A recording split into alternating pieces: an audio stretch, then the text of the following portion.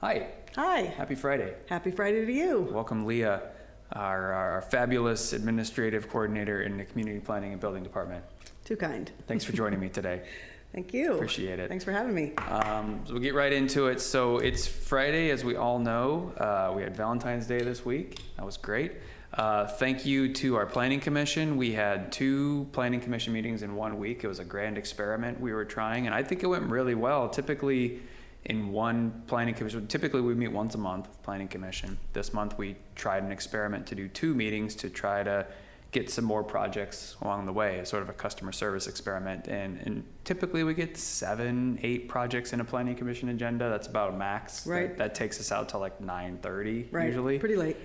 Pretty late. But between the 2 days, we only went till about 6:30 or 7 both days, which is much more manageable. Right. We got a total of 11 projects through, which is great. Yep. So I think every few months we might try doing this double Planning Commission. So thanks to the Planning Commission, thanks to the public, thanks to staff, you and the planners, because it was extra work. We basically did 2 meetings worth of work for one. So thank you for that. Yeah, of course. So kudos to everybody. Also, the Climate Action Committee reconvened this week to receive a report about what sea level rise is looking like right now if we do nothing. It's a little worrying, but hopefully we've got 75 years.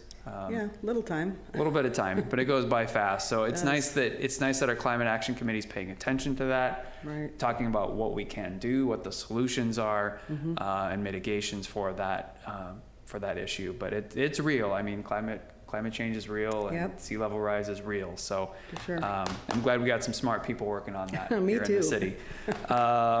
What else is happening? Update on the police department. I'll have a little bit in the Friday letter about this today. We had a couple of community meetings with our police building project ad hoc committee. After receiving the feedback from the community, what we're going to be doing is we heard everybody loud and clear. We're going to slow down a little bit. We are going to host a tour open to the public of our police building so people can see the state that it's in. And our mayor connected with the mayor in Salinas and has coordinated a tour of the Salinas Police Building, which is basically a brand new state-of-the-art facility. Wow. So we'll start by seeing ours, which is the opposite. Right. And we'll be going to Salinas to take a look there. So that'll be towards the end of March. Time specific dates TBD. We'll let everyone know very soon. But there will be a way to sign up for those tours. Full disclosure, if you want to go on a tour inside a police building behind, the front door, there's going to be some requirements on the tour, folks. Probably some paperwork you need to fill out, Sure. background check, perhaps. Sure.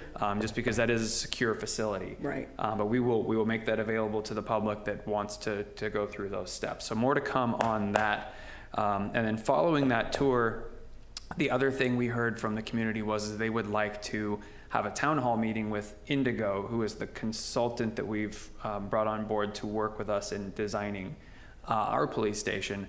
Have a town hall with them to discuss the assessment report that they put together, what they saw is deficient with our police building. So we will set that up following the tours of the 2 police buildings so folks can get in, take a look at what it actually looks like, and then we'll bring the professionals here that helped us to this point to meet with the community. So again, times and dates TBD, but that will be following the tours. So keep an eye out for that information, but we've definitely heard you. We're slowing down, and we're, our ad hoc committee is listening, and so stay tuned on that. We do have a listserv. We have all those great things you can sign up for on our website that you're interested in. One of them is the police building, so go online, sign up for that if you'd like to keep in touch on that. The last little bit, just a reminder, storm's coming this weekend, not going to be nearly as bad as it was previously, but still some rain and wind in the forecast. As always, our public works team is ready, standing by. So I think we're in good shape, but be ready. There is on our website, on the city website, we hosted one already, and there's another one coming up later this year. Carmel Prepares has some great tips for a quick guide, what to do in an emergency, supply lists, all that kind of stuff. Great.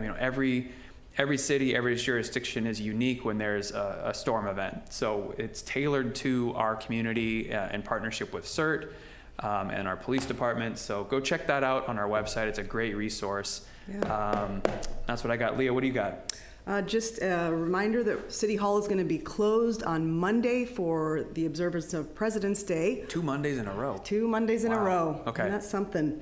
Of course, our police and fire crews will still be available. We will have Public Works team for any emergencies. But if you do run into anything, you can call the police dispatch line at 624-6403.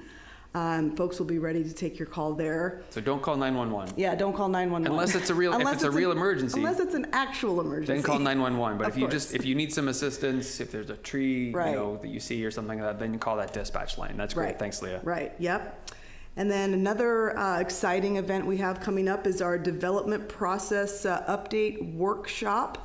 And what we're doing is looking to any contractors, architects, designers, and of course, as many folks in the general public as we can get here. We would love to have input on multiple levels. Going to be covering some things like new building guidance documents, forms, processes, things like that. We're going to be touching on our e-permitting process where you can submit permits online. And also just some guidance on stormwater management plans. Our Public Works team will be there. Also, the Carmel Area Wastewater District will be there to make some presentations and talk about those particular areas in relation to building projects. So development process update workshop will be held on 2 days. It's going to be the same information presented on both days, so you don't need to attend both. But the first day it will be held is Tuesday, February the 27th. We're going to be meeting from 11 to 1 p.m. And also Thursday, February 29th. Same time, 11 a.m., 1 p.m. We'll be here at City Hall.